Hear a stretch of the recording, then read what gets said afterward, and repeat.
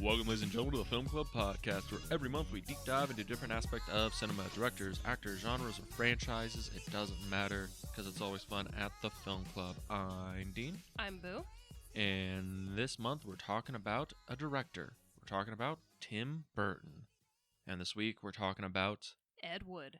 That's right, Ed Wood, 1994, stars Martin Landau, Johnny Depp, Bill Murray, Sarah Jessica Parker, Patricia Arquette. It's the list just keeps going. George the Animal Steele in Martin Landau in a scene-stealing performance. But yeah, no, this is a pretty deep well of actors. But yeah, this is Ed Wood. This is the consensus end of Burton's immaculate run for his career. Yeah. Because up to this point, he did Pee-wee, which we did last week. We did. Beetlejuice, which we did last month, or 2 months ago. 2 months ago, yeah. And Batman, which we did last year. Yes. Edward Scissorhands, which we did like the first year of our podcast. Pretty much. And Batman Returns, which we haven't gotten to yet. We're waiting for another Batman month. Yes, but that's the thing. He does those 5 movies. All of them are huge box office hits, critical hits. Nightmare Before Christmas. We did that for Halloween. We did. He didn't direct that, though. He produced it. He did produce it, and that's how he gets in good with Disney, and that's why they produced this movie at Touchstone. Yeah, well, it was also a thing where he was shopping this around, and because he wanted to do it in black and white, no one really wanted to do that. So Disney was kind of like, all right, this isn't too wild for Tim Burton, so we'll do black and white. We'll do it through our sister company, Touchstone, because it worked really well for Nightmare Before Christmas. That's also the thing, is Disney wanted to be in the Tim Burton game, because that list of movies, all of them were huge box office hits. Like, Batman alone basically greenlit his career forever. Like, he did the whole one for him, one for the studio gig, but even the ones for him were hugely expensive, wildly successful films. Edward Scissorhands made a shit ton of money. Yeah. You know, Beetlejuice, shit ton of money. So he goes into Ed Wood. This is the first one that actually flops for him. This is his first flop in his whole career. But it flops, but it's critically acclaimed. Yes, it is nominated for 2 Oscars and wins 2. Yes, it does. Yeah, it wins both its Oscars. It wins Landau for Best Supporting and for Best Makeup. And it's, I think to this point, Burton's only Oscar-winning movie. No, he's had, because Beetlejuice, I think, won for makeup. I think that's the thing. He has tried to get a Oscar for either his direction or Best Picture for something he's produced, but he has never gotten acclaim as a director. Yeah. He gets acclaim as a stylist. His movies have a very particular look, and people like how he's... the Tim Burton aesthetic. The Tim Burton aesthetics, that's right. But this is the only time he's ever directed a actor into an Oscar-winning performance. Yeah. And it's weird, because this movie, even though it's a stylized film, it's not a Tim Burton stylized film. You're not getting, the weird pinstripes and German expressionist angles. It's a movie that you could mistake for not being a Tim Burton film. Yeah. If Johnny Depp wasn't here, it could have been anybody. But yeah, that's Tim Burton up to this point. The other director we kind of have to talk about that I'm pretty sure people don't actually know all that well is Ed Wood. Yeah, I mean, people either know that he's been deemed the worst director ever, or they've seen Plan 9 from Outer Space. In like a parody riff tracks thing. Yeah, but other than that, he's not really talked about too much. Yeah, which I think is a little bit of a shame, because you've seen Ed Wood movies, right? I've seen Plan 9 from Outer Space, but it's been such a long time. I think, I need to give it a rewatch just to do it justice, see it as an adult. Because other than that, I've never seen Glen or Glenda.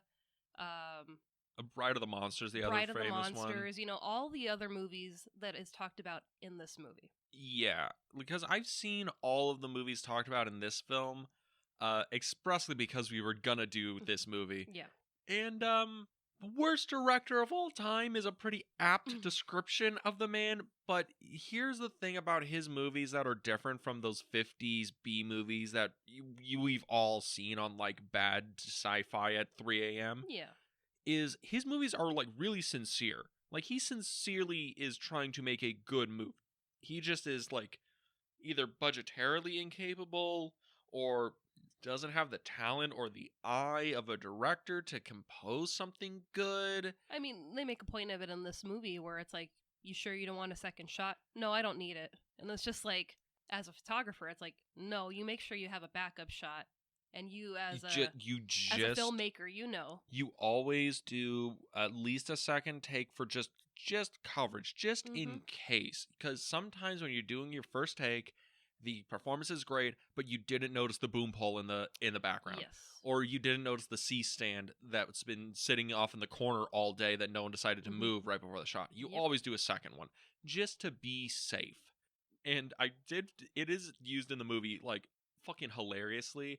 Every time they're like, "You sure you don't want another one, Eddie?" He's like, "Why? That one was perfect. It was great." Yeah, Eddie, he ran into the door and it shook the set. He probably is like that every day. Works great for the film. Cut it and print it. And, storms off the set. I mean, apart from that, him with his, we only do one shot. I think one of the best lines in the movie is, when he's talking to Bella. And he's like, "Bella, we gotta do this. I have 30 scenes I have to film tonight. The movie's due in like 2 days." It is that is like a thing about this like era of Hollywood and Ed Wood as a director. Now, this is going to get into a whole weird history lesson that is probably not super relevant to the movie we're talking about today, but it is kind of interesting. So the whole Ed Wood thing, and it comes up in the movie, is he made movies super cheap, like Z-grade movies. And what it was a production company would sell a town in Oklahoma or Nebraska and say, "Here's this poster of this weird monster movie. Will you buy it?" And they'll be like, "Sure, I'll give you $1,000 and I'll play it in my theater for a month." And then the producers would take that money from all these theaters. They get $1,000 from a bunch of different theaters, and then go make the movie. Yeah. The movie doesn't exist. The poster exists. And then they would go make the movie based off the poster. And Ed Wood would make movies like that. Like, that's how Glen or Glenda came to being, and we see that in this movie, is the guy bought the rights to... The story to a, I think it was like the first sex change of an American.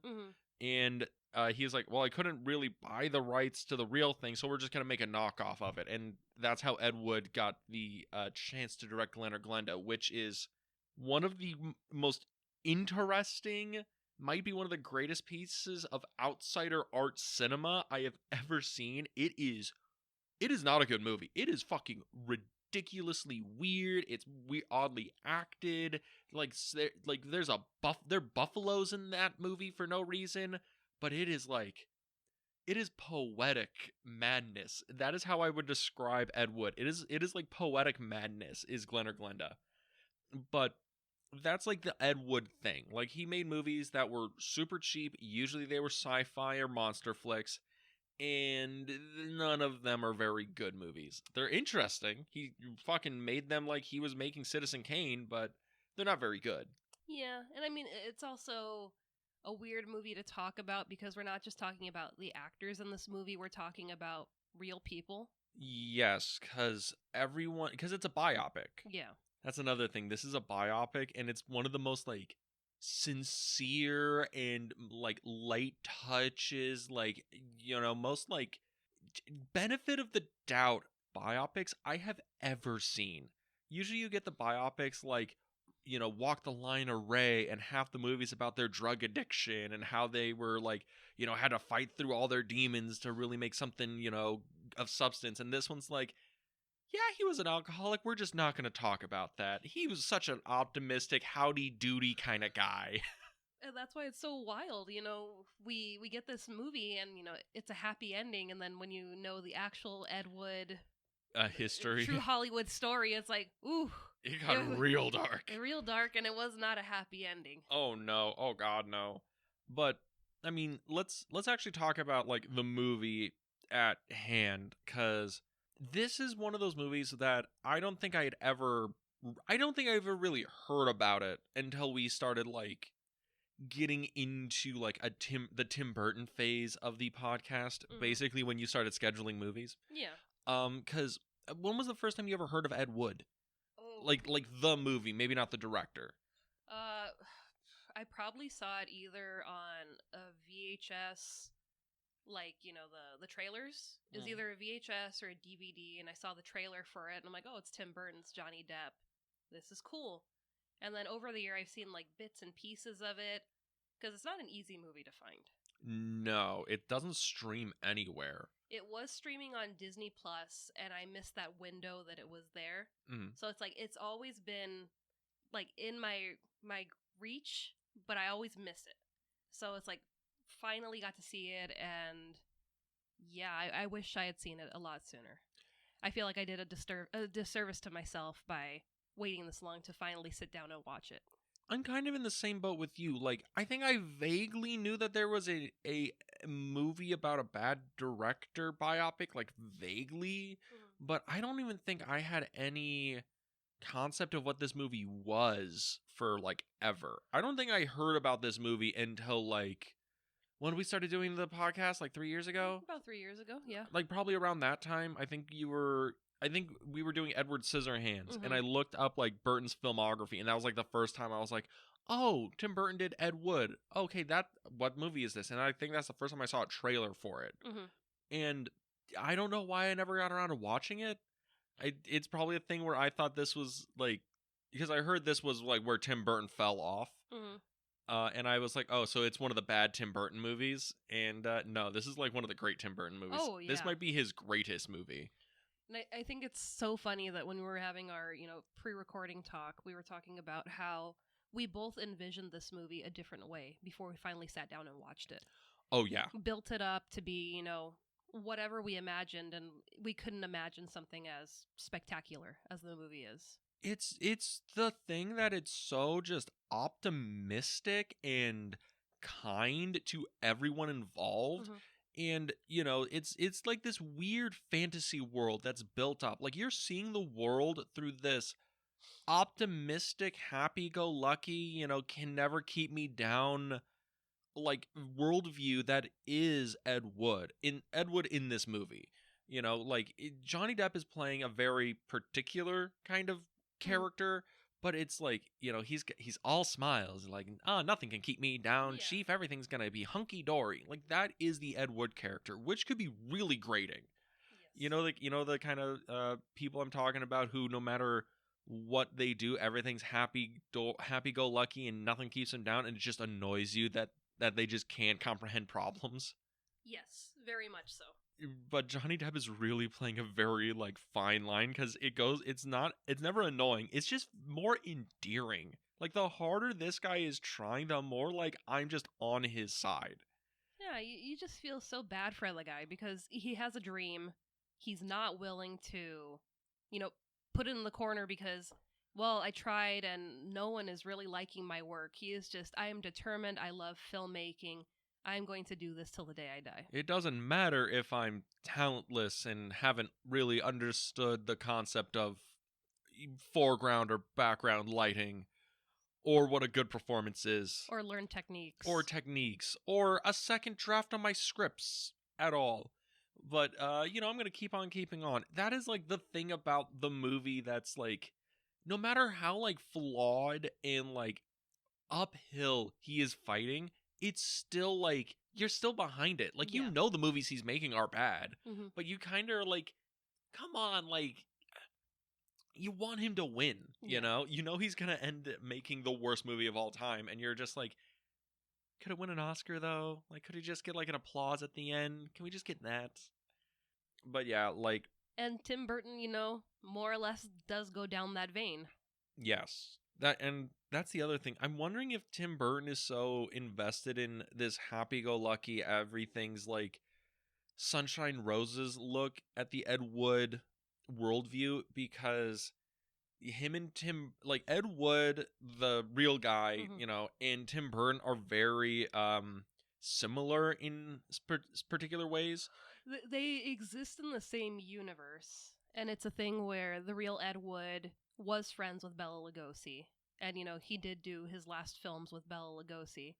And Tim Burton had a friendship with Vincent Price. Yeah. So it was kind of that mentorship, working with someone that you've idolized your whole life. And then getting to not only see them as the great performers that they are, but to also befriend them. And the other thing is, like, how they approach their filmmaking, right? Yeah. Like, Ed Wood has a very particular worldview. His movies are very singular to him. Angora sweaters, like a very, like, he likes monster movies. He's like pulp and kitsch and things like that. And his movies just don't connect with anyone at the time. Tim Burton is into, weird pulpy horror stuff, German expressionists. His movies are very singular to him. And by all rights, shouldn't connect to anyone, but they connect to everyone. He's one of the most popular filmmakers of like the late 1980s. And it's like, I wonder if Tim Burton's looking at, and Tim Burton even says himself, he does not understand why his movies work. He's like, I can't really judge a script if it's good or bad or not. I really over stylize things, even to a point where I think it might be too much. He's a guy that's like very like unsure of why he's so good. It's like that meme, I just started doing things and it just kept working, so I just kept doing it. Like, that is Tim Burton, right? And I think he's looking at that in Ed Wood and it's like, shit, man, if it weren't for the fact that Pee-wee was one of the biggest movies of that year, I would be in the same position as Ed Wood. I just have this undying passion trying to get movies made about my weird worldview, and they would just not hit. It's a really weird kinship I see between the two of them. Yeah. But like you said before, the friendship between Burton and Price and Ed Wood and Lugosi, that's really the center of this movie, and I think that's probably what drew Burton to it as much as it did. Yeah. And I mean, their friendship is just so wholesome in a way. Yeah, even if it's like the end stage Lugosi. It's leading up to Lugosi's death, but it's so pure in a way because they're both able to be so honest with each other. Yeah. And even when it turns into, Lugosi needing Ed Wood's help and calling him, and Ed Wood's kind of like, I gotta go back to his house and I gotta help him. But it's just, it's the way that it's written. He is all that he has. Yes. And that gets into history lesson number 2 of this episode, or number 3 of this episode. Yes. The dark stages of late stage Lugosi. Yeah. And I mean, even I learned lessons. I mean, I'm not, a Lugosi expert, but... You say wearing your Bela Lugosi Dracula t-shirt? Hey, this is a nice t-shirt that we picked up from Midsummer this year. Yes, go to the Lugosi booth. You ever go to the horror conventions? They're always nice to us. They're a very nice family and always have really cool products. But, yeah, I mean... Lugosi was married at the time of his passing, but in the movie, they make it that he's kind of this hermit that Ed has, kind of drug out of his house. Yeah, because I think it is true, and they mentioned in the movie, his wife of 20 years had divorced him at that point because he had a morphine addiction.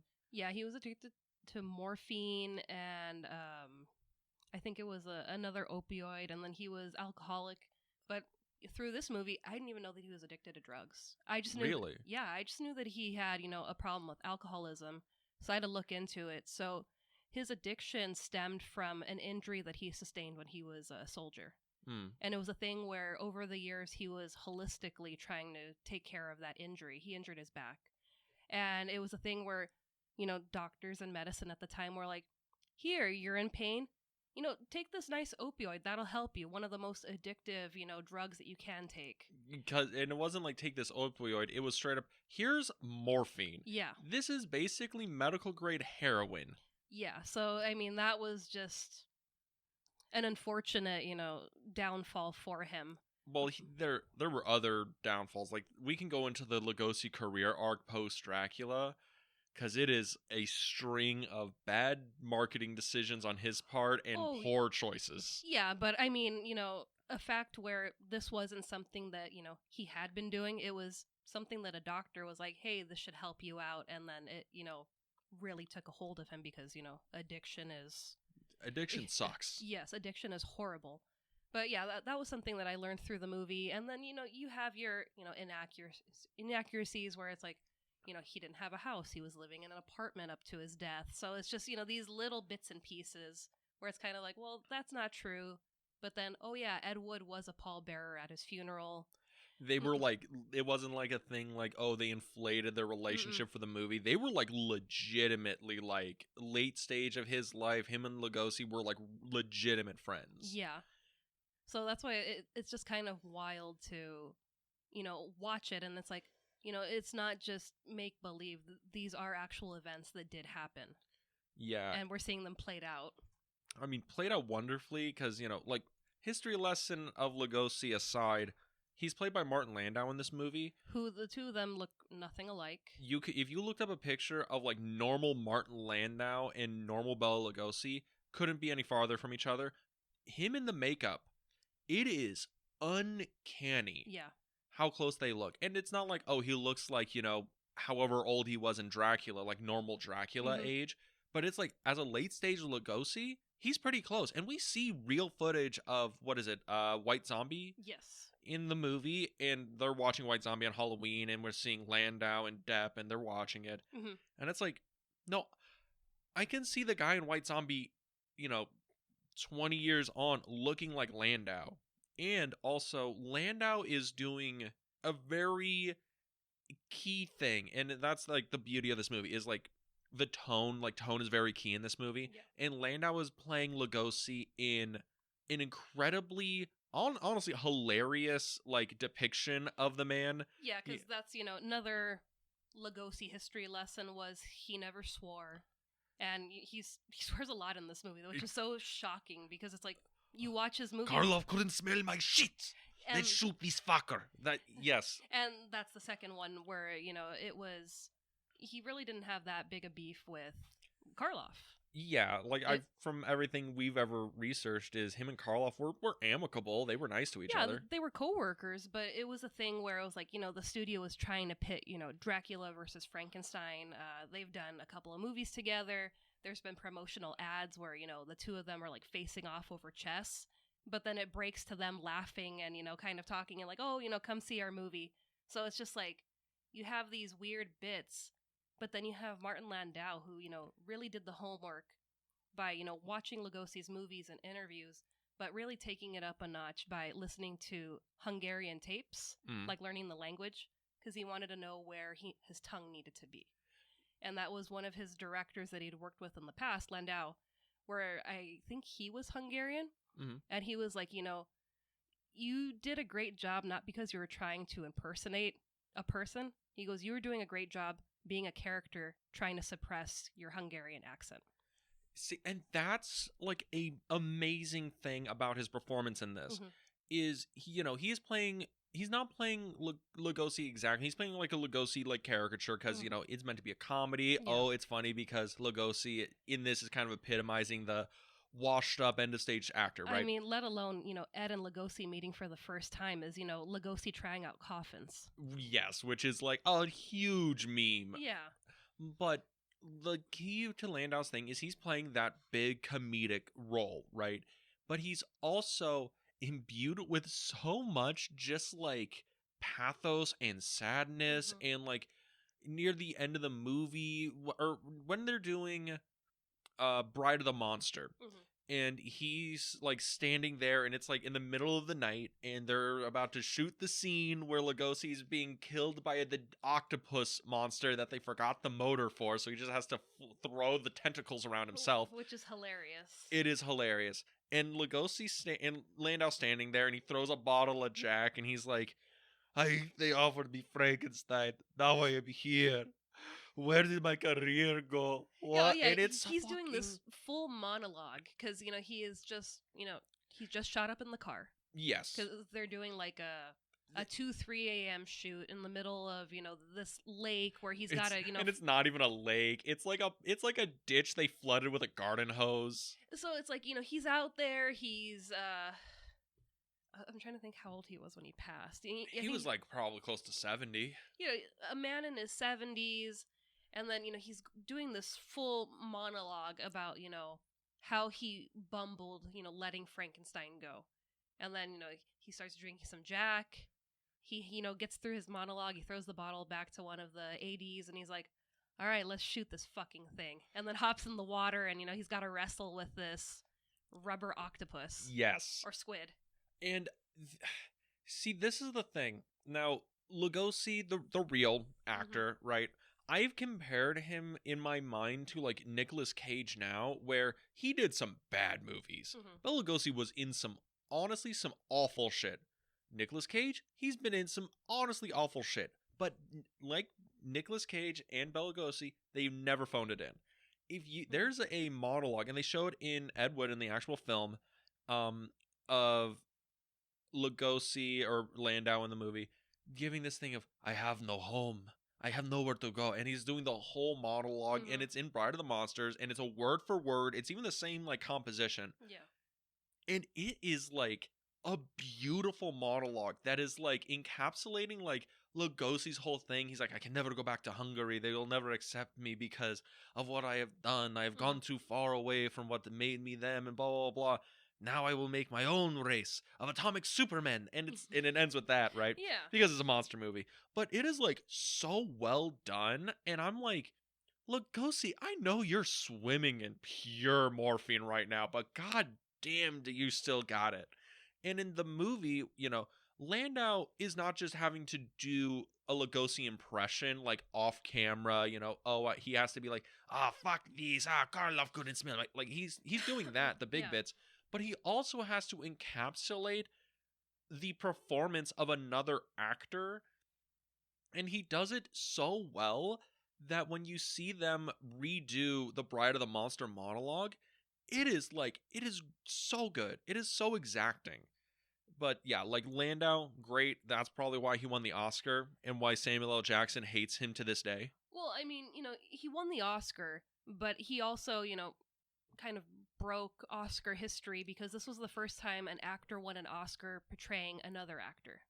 What is this, the first one? This is the first one, and it wouldn't be repeated again until Cate Blanchett portrayed Katharine Hepburn in The Aviator. Yeah. God, that's right.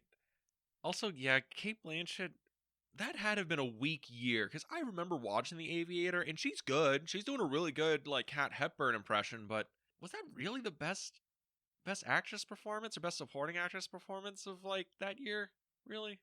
Well, I mean, I can't even think what else came out the same year as The Aviator, but I know that this year, the Ed Wood year, that was pretty stacked Oscar ballot. We have, now I alluded to that, this is why Samuel L. Jackson hates Martin Landau.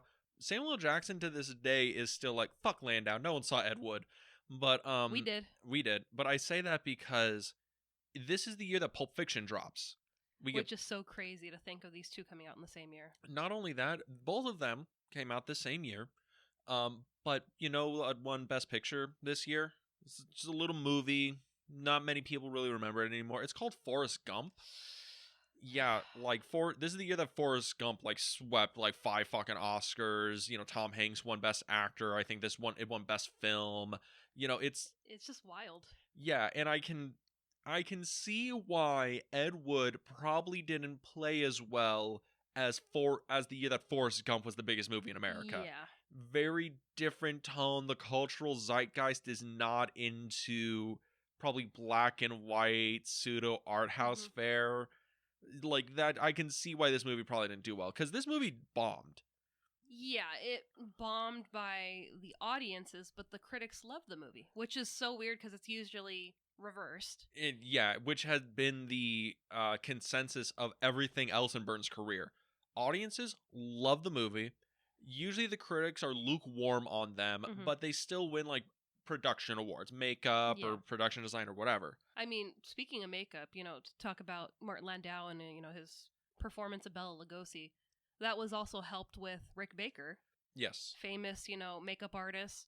And he worked on Star Wars, I believe. I mean, Rick Baker? He has such a long catalog of movies that he's worked in. But it's just, he went in and was kind of like, I've got to turn you into Bela Lugosi. And he was like, how do I do that without making you look, like you're wearing a helmet? Yeah, and he was just like, no, I'm going to give you accents so, you look like you, but you still look like Lugosi. You look like a man that's aging. But yeah, that's a lot of Tim Burton's movies, where it's a lot of the technical stuff that, wins the acclaims and the awards. And this movie was like, no, we're going to throw out, a best supporting actor, because this movie is, so well done. Yeah, and it's the thing where the design of the movie is It is so interesting how the design of the movie, talking about like production stuff, because usually Burton's productions are a little like overproduced, right? Like the Yeah. production design of like the house in Beetlejuice is like all over the place sometimes, you Or know. you have the neighborhood in Edward Scissorhands. Oh yeah, The vibrant neighborhood where it's like, the neighborhood would never look like that. they spent like a $2 million repainting a whole street Mm-hmm. just for these like one effect. But in this, it's like honestly, they're going for an aesthetic of cheap set. They're going for an aesthetic of, oh, this is supposed to kind of look like an Ed Wood movie if it was done well. Because when they're at the hospital, Mm-hmm. right? Also, it is the Metro Norwalk State Hospital. That is where Lugosi got cleaned. I know this. That is still so wild to me that Yep. that he was in Norwalk when he was in rehab. Yep, but that's right there. I live right down the street, or used to. But yeah, so that there's a scene where in the hallway and Johnny Depp is talking to a doctor, and right behind it, I'm looking at it, I'm like, that's not a wall, that's a curtain. Did they just pin a curtain behind them to mimic a white wall?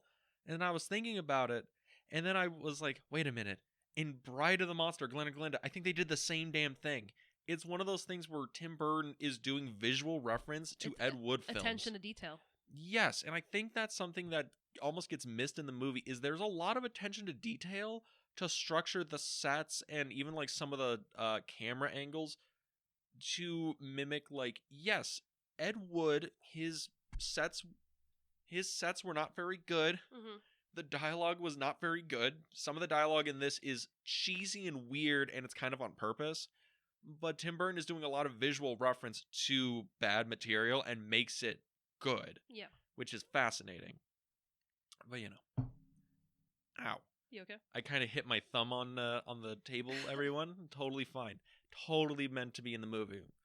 Probably has to deal with it a lot, going through doors in life. You're really reaching, aren't you? I'm trying. Yeah, and I mean, it's such a contrast, seeing what an Ed Wood film set looks like, with like curtains and, whatever they could afford. Because that's always the gag. He is trying to get the money to, furnish his sets and do all these fantastic things, and then the money runs out and they're getting either kicked out of the studio or, you've got the repo team just taking everything back. Or they're getting baptized for more money. Yeah, it's a thing that kind of sounds like something you would do. Oh, God. Can we talk about that scene? That might be one of my favorite Bill Murray scenes in cinema history. And I mean, yes, Bill Murray is in this movie. He's playing Bunny Breckenridge. Bunny Breckenridge. I guess he didn't have that much lines in the movie initially. Yeah. And then they cast him, and then Tim Burton's like, no, we gotta write more stuff because it's Bill fucking Murray. Yes. And I love Bunny Breckenridge in this movie. He's hilarious. Bill Murray is the definition of a scene stealer. Every time you have him in one of these like supporting roles, you're just like, I'm just fucking captivated by what this guy is doing. Yeah. Like he's just standing there. And like maybe he'll like say he'll have like 2 lines, but they're the funniest or most interesting lines of the entire scene. And like what's so wild about the Bill Murray's portrayal of Bunny Breckenridge is like there's a whole like pathos and thing going on with Bunny that is just not brought up or delved deep into the film at all. He's going down to Mexico with his boyfriend saying goodbye penis, and then his boyfriend dies, he loses his luggage, and then a band of mariachis take him back to America, and now they're his eternal companions. And him and like Tor Johnson just have this like bromance halfway through the movie, and it's just great. It's like the movie could be another 2 hours. Of just Bunny Breckenridge shtick. Well, that too, but I mean, like you said, we've got, Tor Johnson, we have Criswell in the movie, Yes. We have Vampira in the movie. Okay, can I make a comment about the Tor Johnson thing? George the Animal Steel and Tor Johnson, they might be the same fucking person. It's creepy, right? It is so weird. Like when he has the eye contacts on and he's getting out of the grave for Plane 9 from Outer Space. I thought they were reusing footage from Plan 9 No. until they did the whole cut and then the guys come in to help him get out. I'm like, it is unfucking canny. And I know what George the Animal Steel looks like. I watched WWF back in the day. Same. I didn't think you put him in black and white. He just looks like Tor Johnson. It's so weird. Yeah, that's why, you kind of have to really watch this movie a couple of times because it'll just be like, am I watching a documentary? What? It's creepy. There's some of the parts of the movie that are documentary-esque. It's just such a heightened reality we're in, and as you're going through the movie, you start getting deeper and deeper into this weird world that we're existing in. And that's kind of like the whole thing with Ed Wood. He's created this insulated, weird world with all these weird characters. Vampira, this horror hostess whose career kind of goes tits up. Criswell, this guy who makes weird, wild predictions on television, and for some reason is the most, famous and well-off of all of them. Bunny Breckenridge, who is trying to get a sex change operation, but is also one of the socialite that's part of a famous acting family. In Tor Johnson, a Swedish wrestler who's doing the movies because he's like, oh, like Mickey Mouse? That sounds fun. And then you have characters like Dolores Fuller, who was Ed Wood's first wife, girlfriend. Yeah, I'm pretty sure she was his girlfriend, because I think Ed Wood was married 2 or 3 times, but so I think in the movie they just call her his girlfriend. And it's like, you have his anchor to reality, which is Dolores, and then you have this universe that he's created with these new companions and friends that he's made in Hollywood. I love when Dolores shows up and she's like, is this the usual bands of misfits and drug addicts? Just say it a little louder, Dolores. Let them all hear you. Is this the usual band of drug addicts and misfits? I mean, I love Dolores. She's played by Sarah Jessica Parker. This is an early role for her, right? Yes. This is also the same time that she did Hocus Pocus. Hocus Pocus came out in 93. Oh, okay. So it's kind of crazy to think, she was filming this and Hocus Pocus around the same time. Mm-hmm. But, yeah, I mean, Dolores Fuller was a real character. Real person. Real person, yes. She did dump Ed. But in the movie, it's because, he was just so not him anymore. He wasn't the man that, he revealed to her that he cross-dressed regularly, and that it's portrayed in the movie that she couldn't deal with his proclivities anymore. But in reality, because she saw the movie, she really enjoyed it. She helped finance, his early films, and that's where she had the issue. She was in Glen or Glenda? She was, and that's where she had the issue with it. Was she didn't have a problem with his cross-dressing. She had a problem with his alcoholism, because that was really his other woman. That was, what he needed to get by. Yeah. And in this movie, they make it, that she just can't handle the cross-dressing. She can't handle this new, world that he's living in. He's not really living in reality. He's living in Fantasyland. Mm-hmm. And that's why, you kind of see the strain with, I knew you when you were just the guy trying to make films. And now that you've gotten onto that platform, I don't know who you are anymore. It's so interesting because Dolores Fuller is portrayed as a villain in this. She's the closest to a villain in this, mostly just because she's the most normal, well-adjusted. You're making shit, guys. Can you not see that you're making bad movies? And then she finally has the blow-up when they're having, what is it, like an after party or it's a rap party? It's a rap party, and Ed Wood, or Johnny Depp, comes out in a belly dancer costumes and starts doing a whole, burlesque strip tease. She's getting Bella into this. Tor Johnson's getting into this. And then takes off the veil, and you see that, he doesn't have his false teeth in because he got knocked out in the war, and you see that, and it's a big Ed, whatever, and she's like, what? Mustache. and she's like, Ed, all of you, what the fuck are you doing? She's finally hit her breaking point, and this is where they break up, and it's like, you feel like, well, how dare she treat Ed that way? And it's like, then you learn the real history, and it's like, well, yeah, I could see why she got out of that relationship. He's an alcoholic. He's not living on this plane that we're living on. He's in fantasy land. Yeah. You know, the most, you know, healthy would to be get out of this toxic relationship. And here's an interesting thing, right? Because you bring it up, like the real Ed Wood was like a raging alcoholic, like famously, like he could not write without drinking, and he wrote plenty of movies, you know, whatever. But he wrote, I believe it's like over 100 novels later on in his career. Like pulp novels, right? Pulp novels, nudie novels, you know, racy novels or whatever. But, you know, imagine that. He writes 100 novels. He can only write drinking. So out of 100 plus novels, he's getting smashed every day doing it. There's a documentary of really late stage Ed Wood, and he is plastered in it. He's not wearing a shirt. He's just like rambling or whatever. So it's like, again, it's a really dark like timeline. There was even, you know, a thing where someone was writing a biography about Bela Lugosi. I think that's where the documentary footage comes from. And it was an early one. I think it was around the time of his passing, you know, maybe a couple years after he had passed. And they went to go, you know, interview Ed Wood because they were friends. They worked together up until his death. And he started the interview sober, and progressively through the interview, he got more and more drunk to the point where I guess he threw the interviewer against a wall in his apartment and was screaming at him, "I should be the one writing the document or this biography, not you. I knew the real man. You know, you're basically a hack." And the interviewer, you know, finally got himself away from him and was like, you know, "It was nice meeting you. We're never going to talk ever again."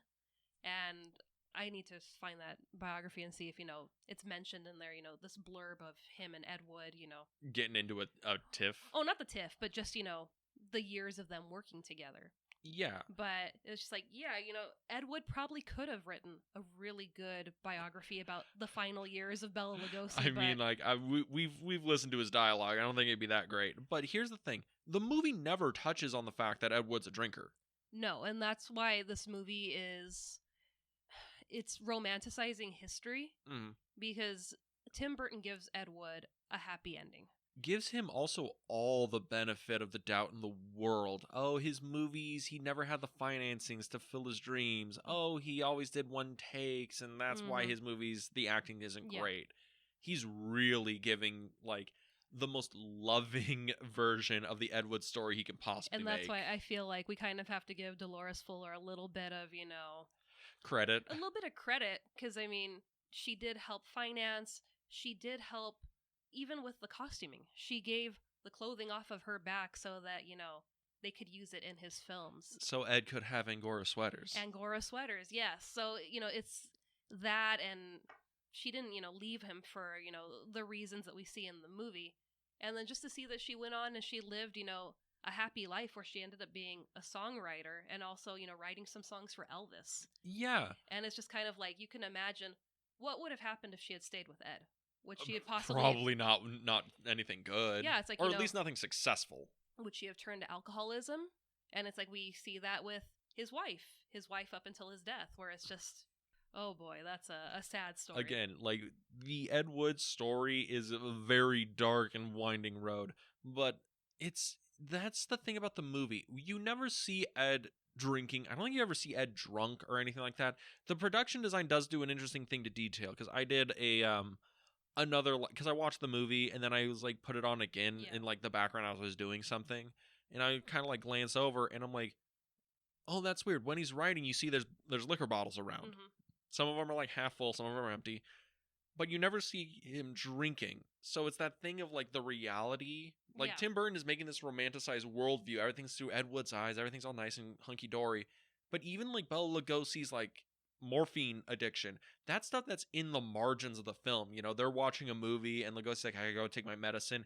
And in shadow play in the background, he like goes and shoots up. Yeah. And it's like the dark reality that Ed Wood exists in is in the margins of this film. But we're not seeing that because Ed Wood is just such a optimistic kind of guy as portrayed in this movie. Like, yeah, you know, Bella's like not doing so hot, but god damn it, he's Bela Lugosi, he's a great actor.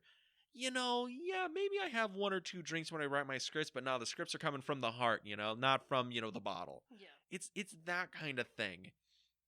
And it's like, I really understand why Tim Burton made that creative choice, because the real point of the film isn't not Tim Burton, isn't Ed Wood the alcoholic or Bela Lugosi the morphine addict. It's this story of these two guys on the edges and fringes of Hollywood, of success, becoming friends, and like the whole, like the ending part of the movie, right after Bella gets clean, and he's like, when are we gonna make another movie, Eddie? What? Yeah, because Bella does go to rehab, and Famously the first celebrity to check himself into rehab.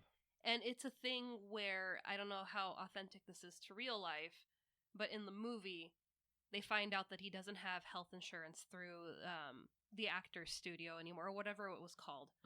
So they're like, he needs to leave because there's no insurance coming in. We can't take care of him. We can't pay for any of his treatment. And they're like, he doesn't have the money to cover that. So Ed, has to go tell Bella, okay, you're coming home, you're good. And Bella's like, I don't feel good. I still feel like, I'm on the mend, or, I'm still not quite to the mend. And then Ed's, no, you're good, really, trying to pump him up. And it's just trying to build another little fantasy world for Bella to live in, right? Exactly. And, it's so heartbreaking when they're outside of the hospital. And Bella's just, when are we going to make another one, Eddie? He's like, I want to make another film. And it's heartbreaking. And then that's when we get the coverage in front of Bella's house. Yes. Where, he's leaving the house and, he picks up the flower and then he starts to weep. And it's just like, oh my God. And Bella's like, what's this for, Eddie? And Eddie's like, oh, they're not doing any sound because we're just, getting a little bit of extra stock or whatever. And it's all silent. And this is the only time in the entire movie that you see Ed Wood making something not for him. Yeah. He's not making, like Glenda, that was all for him. It was so that he could make a movie about his, proclivities, right? He's made Bride of the Monster so he can like try and make a real moving picture, show everyone that he can direct something. But it's him alone with the camera, with Bella. And he's just doing it because he's given Bella something to live for. He's like, he's like, Bella's not going to live forever, but he's a fucking star. I'm going to put him in front of the camera and let him do what he loves, right? And it's such a like heartwarmingly sad and beautiful moment. That is the moment that I'm like, yeah, this is why this movie should exist. Yeah, and I mean, it also Martin Landau, the great performance that he gave. There's so much emotion in this scene. Any of the scenes when he calls Ed for help and, if he's laying on the ground because he can't get up or he's depressed, and then you hear, the Swan Lake kind of pipe in, his theme, the Dracula theme. The theme where, it's, this all-powerful Dracula.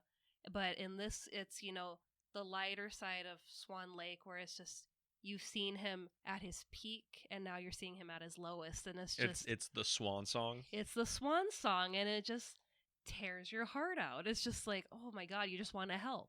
Yeah, and it's a thing where, like, that ending part of the movie, and then Bella dies, and then it's this whole thing where Ed Wood is like, well, we gotta make Plan 9 for Outer Space, right? And he's doing it, and you get the idea that he's doing it for Bela Lugosi so he can like use that stock footage and like put Bella in one more film. And you get the sense that he's also doing it because he doesn't want to make a movie where he has to compromise. He wants to make a movie wholly for him and yada, yada, yada. And that leads into the scene we started talking about like a half hour ago, the baptismal scene. Yes. to get paid out, which is a real thing that happened. So Ed Wood goes to I think it's the Southern California Baptists of America or whatever the hell, and is like, hey, will you give us X thousands of dollars for our movie? And they're like, yes, but we have to baptize your entire cast or crew. And they're all there getting baptized, and you have Bill Murray, and they're just like, do you decide to get rid of all sin and darker thoughts and give yourself to the Lord and above? Bill Murray says, sure. Gets dunked. Dunks him in. He starts freaking out, swims over. And he's talking to Ed Wood, and he's like, Ed, how in the world do you convince all your friends to get baptized to make a monster movie? and he says to Bunny, it's not a monster movie, it's a science fiction thriller. And that really encapsulates something very distinctive about the Ed Wood character. You just want the guy to win. Yeah. And I mean, Tim Burton lets him win. We see Kathy O'Hara, who is his last, wife up until his death. Mm-hmm. Played by Patricia Arquette. Yes. And, we see the two of them fall in love. We see, their, engagement and their Hollywood moment at the Plan 9 premiere. Yes, they go to the Plan 9 premiere. I love when he's like, this is the movie I'm going to be remembered for. And he's right. He's right, yeah. But that is another thing. This is the last line when they say to each other, like, hey, let's go to Vegas. Let's get married. And what is it? What'd she say? Well, she's complaining because there's a torrential downpour. They're driving in a coupe with the top stuck. Yeah, I was trying to think of the car, but yeah, the roof is stuck on the coupe, and by the time the movie's done, there's like a pool of water in there, and it's like, really, you want to drive for 5 hours through the desert? And he's like, by the time we hit the desert, the rain will be gone. It'll just be the two of us. We'll get married, and happily ever after. But he also says, I think he says, by the time we get to Vegas, we'll dry out. Hell, it'll probably stop raining by the time we turn the corner. And that's that beautiful optimism of that character that just like, God damn it, Ed, I just want you to win one. Just get a W. And it feels like he gets the W, right? He gets the W in that scene because we're at the premiere. We've seen premieres throughout this movie and how... They're fucking riots. Yeah, I mean, I think that's one of my favorite scenes is, I can't remember the movie, but it's when him, Bella, Vampira, they all pile into a hearse. And there's more people. I think Criswell's probably there. Yeah, I think it's for the Bride of the Monster premiere. So they go to the premiere, and the audience is just going nuts. They're throwing things, and they see the cast is there, so then they start throwing things at them. So they make a beeline, run outside. People are tearing the hearse apart. It's a full-on fucking riot. Oh, yeah, it's just chaos, and it's hilarious. But then you get to this one where it's like, you've kind of like, oh, man, either no one shows up to his premieres, people are trying to tear him apart as his premieres, and this one, everyone's applauding. All the seats are full. They got the suits on. It's a real Hollywood premiere. They're sitting in one of, like, the sweet boxes, and it's just like, wow, he really is a director. He's done it. And that's when we get the, the happily ever after outside, let's go get married.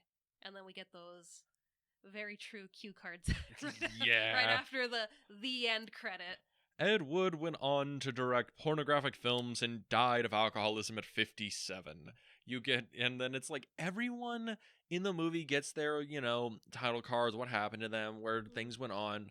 And it's a thing where the movie, it's a constructed dream of a Hollywood dreamer that probably could never have made it.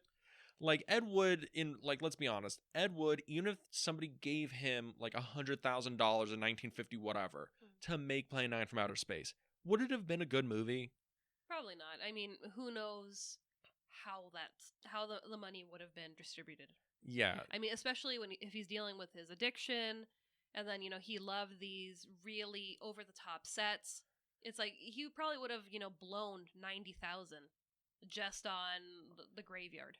Yeah, and that's the thing, like, the movie is like, Ed Wood was not a very good director, but goddammit, he was a great dreamer, and I think that's the vibe I get from him in this movie. The real Ed Wood, I don't know how cynical he became making these movies. I don't know how in love he was with the Hollywood system, but for my money, this is probably like the most charitable, most loving film about making cheap movies you could have possibly seen in 94. Oh, yeah. And I mean, it's sad because when this movie premiered, it was 10 days shy of Ed Wood's 70th birthday.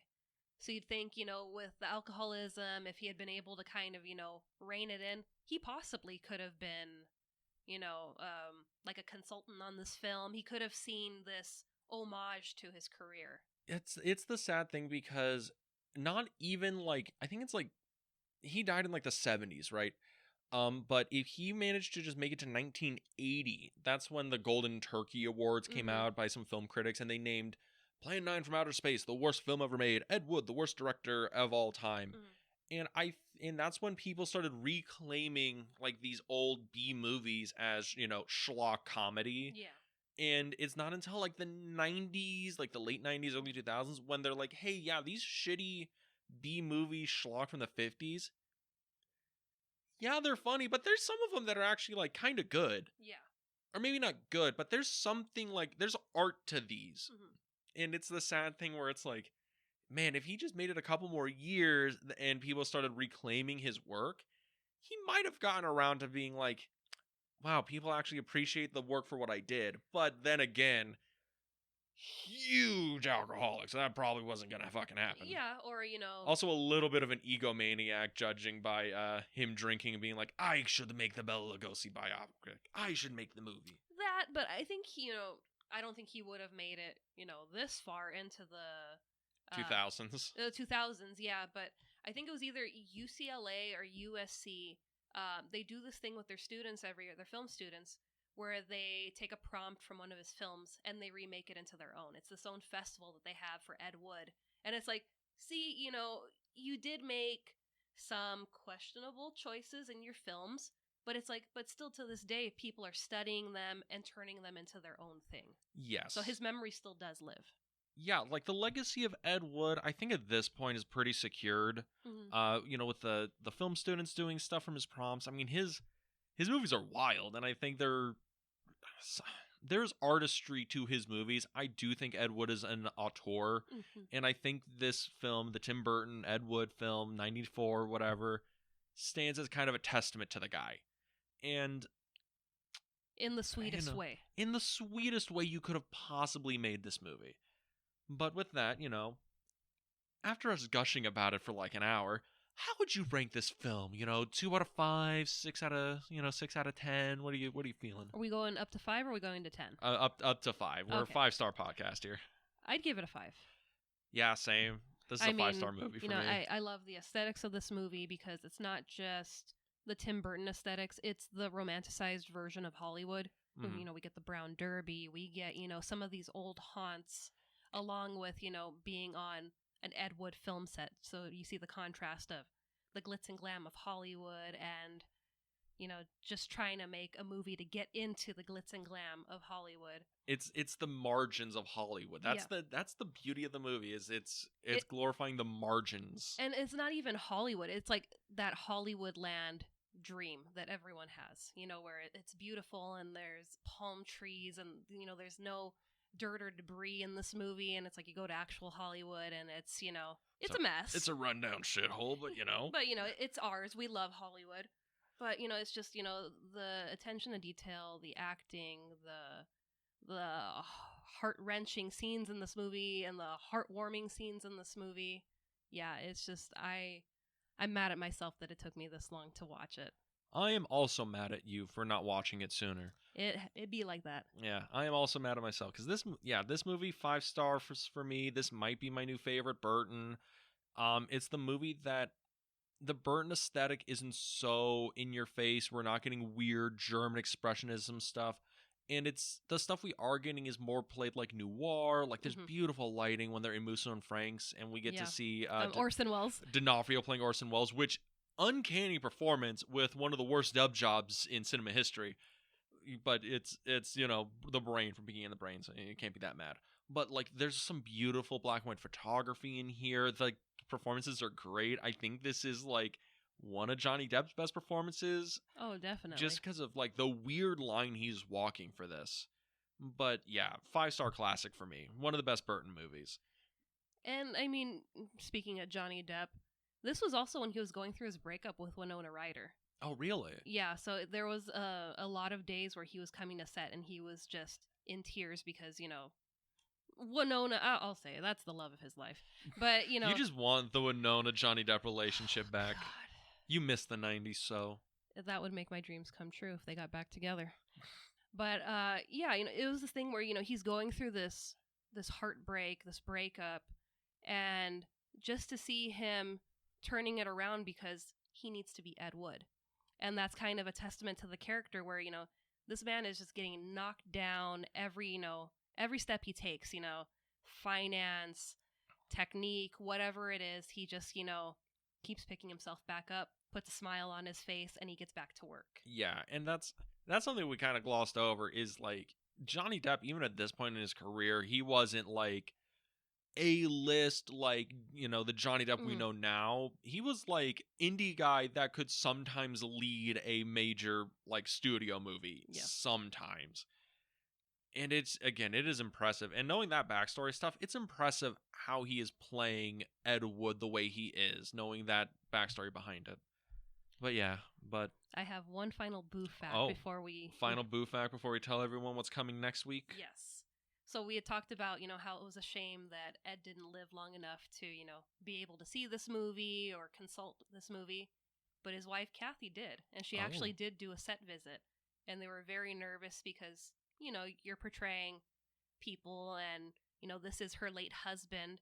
And I guess the day that she showed up, they didn't specify what scene they were filming that day, but I guess Johnny, as Ed, was really disheveled that day. And they were worried that, it might trigger her because... Ed didn't go in the nicest way. He didn't. And he came stumbling out of his trailer, and she, smile on her face, and she goes, "That's my Eddie." And it was just like, everyone was so worried, and she's like, "Yep, that's him." Yeah, that disheveled pile rolling out of the trailer with the smell of bourbon on his lips. That's my man. That's my man right there. That is really nice. That's really lovely. So that is my boo fact of this episode. So, with that, where you can find us, you can check us out. Where, Boo? You could go to Apple Podcasts, Spotify, Google Podcasts, and eventually YouTube. Yeah, you can go to our YouTube channel, The Film Vault. That is The Film Vault on YouTube, where we post video versions of this podcast disguised as slideshows, but they're moving. And eventually, when I get off my ass, I'll put more of them up there. But if you want to know when I'm putting more up, or when we're releasing new episodes, or just what adventures we're going on, you can follow us on our Instagram page at The Film Club Podcast, where we post daily stories, upcoming episodes, and random adventures we go on. And with that, we'll see you next week at the Film Club. Have a good week, everybody.